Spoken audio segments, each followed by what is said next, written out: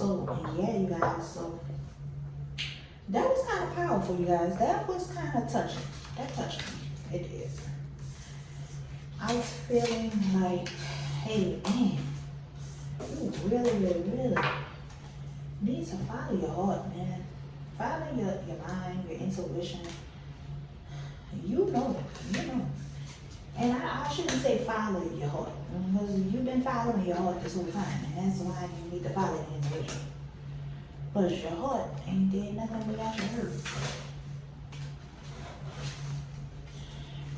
So,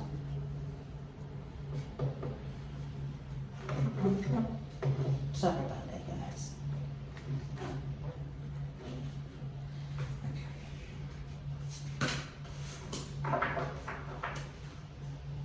Okay, so like always, I will be randomly picking a page. I don't have anything in particular that I want to read, so let's go ahead and see.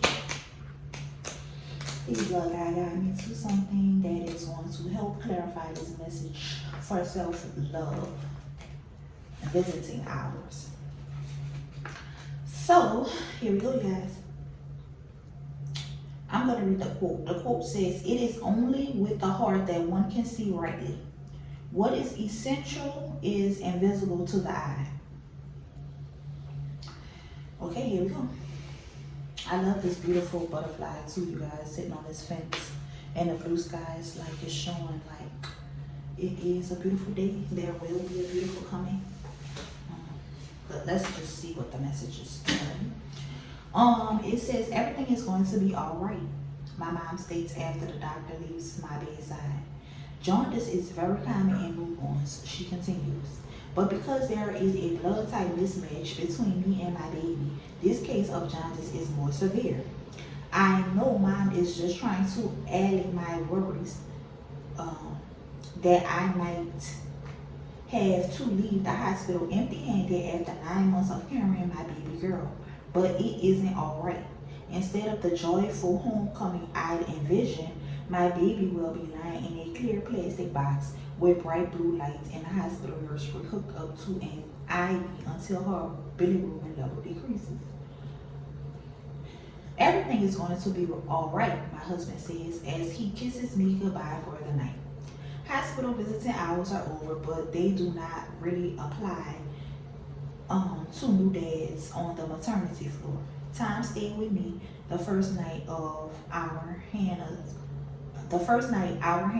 was born.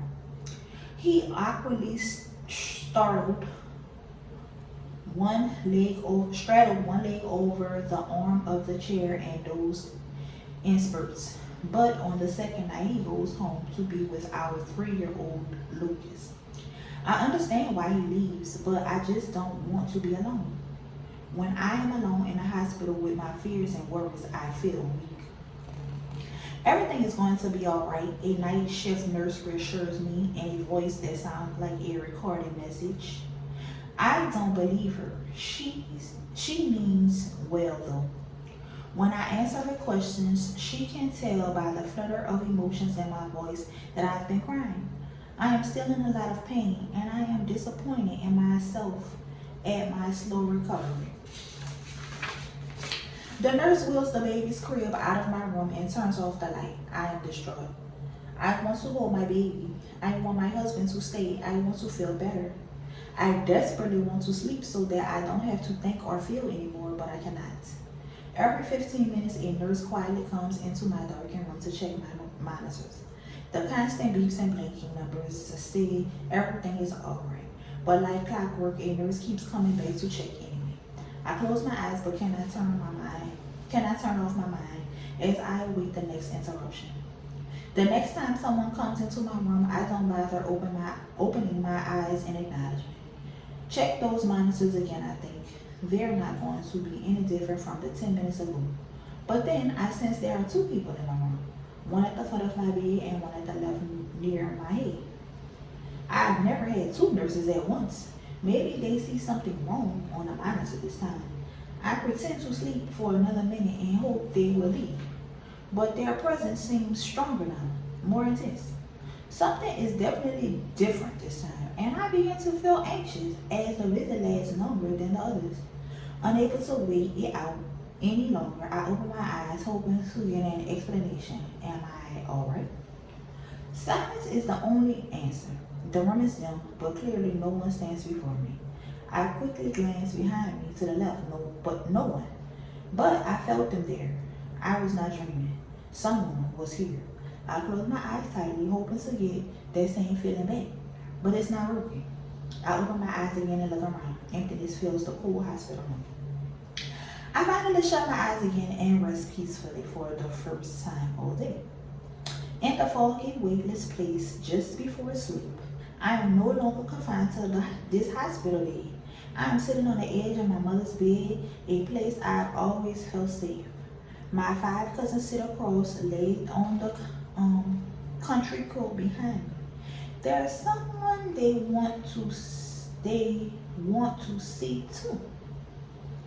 Their father stands by the bedpost at the foot. It's been 15 years since my Uncle Mike has passed, but I'm happy to see him looking just as I remember. Kind eyes, wispy hair that flows like feathers, a big grin under a reddish mustache. I see my grandma standing to my left. She passed away shortly after Lucas was born, and I am sad that she will not get to hold our daughter. I think she is pleased we named Hannah Catherine after her.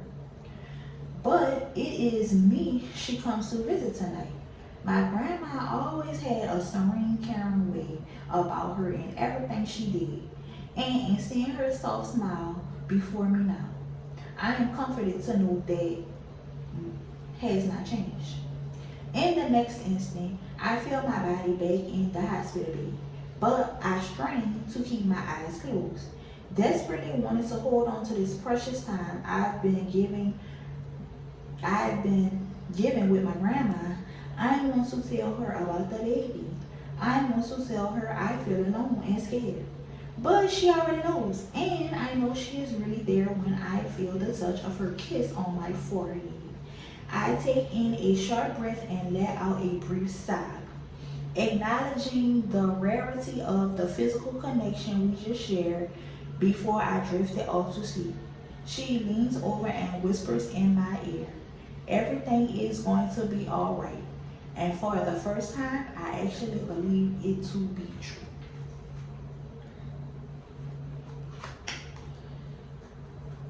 Yep, you guys. So I feel like, let me see if I can.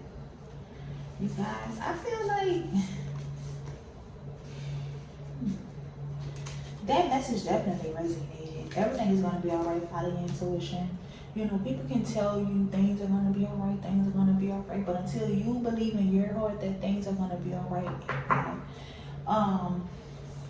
you feel alone. You don't want to feel alone. You don't want to feel alone. You don't.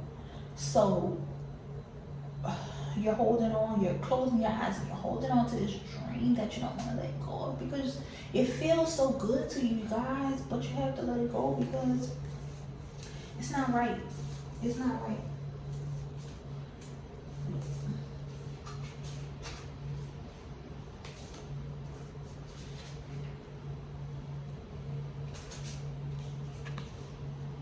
Let it go.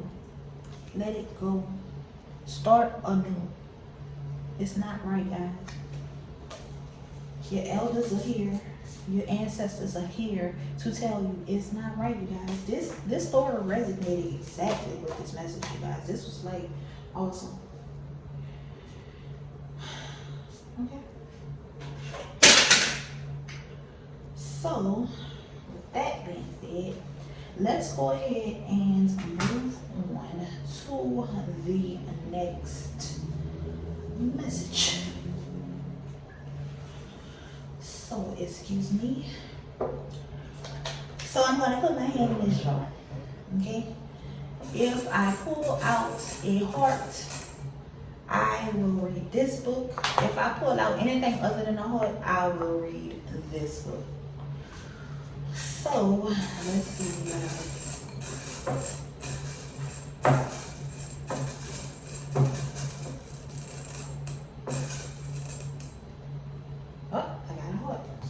Look at it, you guys.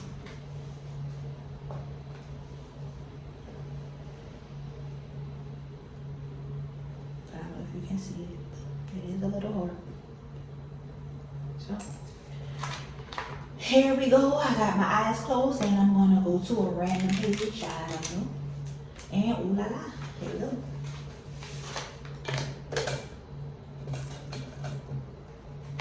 Ooh la la. Romance is the glamour which turns the dust of everyday life into golden haze. Okay, so let's see, guys. Ooh la la, how romantic these Italians are. That was my thought as I watched a carload of Italian construction workers disembark at my hometown train station in France.